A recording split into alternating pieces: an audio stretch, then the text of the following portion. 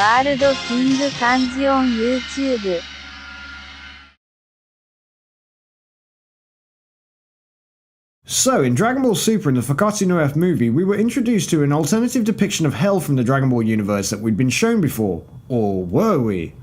In this video, I'll break down the info we have on the Hell in Dragon Ball, and I may be able to clear up some misinformation and misconceptions for you.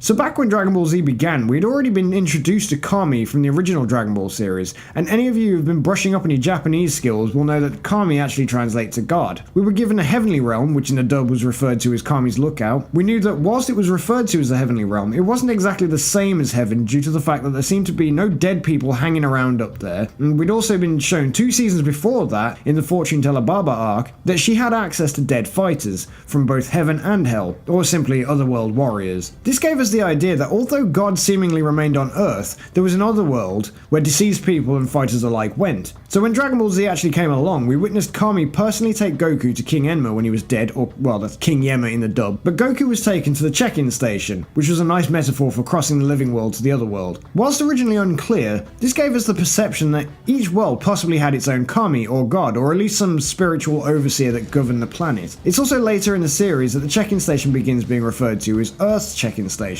Vegeta states this as he suggests moving Krillin's spirit from Namek to Earth, and given the idea that wishing on the Dragon Balls return somebody to the place they died, it makes more sense that each planet has its own check-in station. This has been brought up more recently in Dragon Ball Super, but we'll get to that in a minute. The controversy with Hell here begins with Toei animation, as prior to the filler where Goku falls off Snake Way, and of course the moves in GT where previous villains escape Hell and wreak havoc on Earth, Toriyama himself had never actually truly incorporated his vision of Hell into the series. So all these classic jelly bean-like interpretations of Hell were never truly in Toriyama's story. So when we see all these villains returning that had died on other planets in Hell-based movies and filler in Dragon Ball Z, a la Ginyu Force who died on Namek, it doesn't exactly give us a correct depiction of what Toriyama is trying to sell with his ideas of Hell. Anyway, flash forward to Fakatsu no F, or Resurrection F. In previous Daizenshu 4 and super exciting guide that have come out, it had given us bonus Dragon Ball lore and sketches of Toriyama's vision of how the universe is set up. Hell is actually roughly included in this sketch, so we at least know Toriyama's universe includes a hell or something akin to that. So to the point, why is Freeza alone, and what is his hell all about?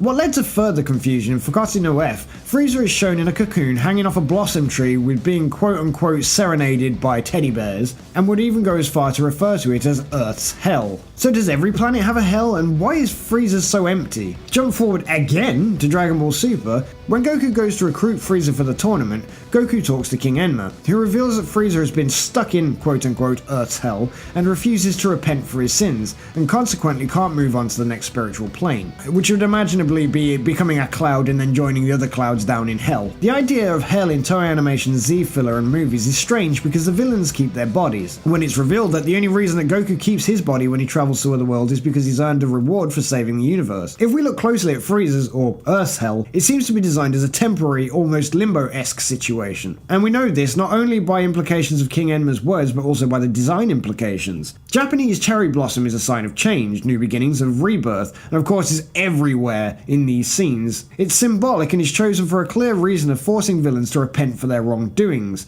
And seemingly Freeza, who is surrounded by teddies, fairies, bright colours and all things happy and lots of cherry blossom, to lead him to that revelation. Finally, Frieza's hanging in a damn cocoon, and why is he in a cocoon? Well, the idea that a measly caterpillar is stuck in a cocoon and then blossoms into a beautiful butterfly is the idea here. That Freeza would some point blossom and become a good guy. Or at least, say sorry. And seemingly, when he would hatch, he would be free of his villainous contempt and would be a cloud and go down to the normal hell with the other clouds, not joining the other ones up in heaven, of course. After all, the complete purpose of the check-in station is it filters the good from the bad and keeps Otherworld in check. King Enma, originally telling us that Raditz caused him a nuisance, suggests that he was probably too stuck in a cocoon at some point, which is amusing to think about. So realistically, guys, the hell that Freeza is in is actually like a limbo. It's her Earth's hell, which is like a timeout zone for the naughty kids until they say sorry and become cleansed and pass through to the normal duties of Otherworld. Anyway, I hope that clears things up for you and helps you guys with a bit of a better understanding of how the Dragon Ball universe, especially Hell, works. Remember to leave a like, comment and subscribe for more and start your training on World King Kanji's planet. I'll catch you all in the next video.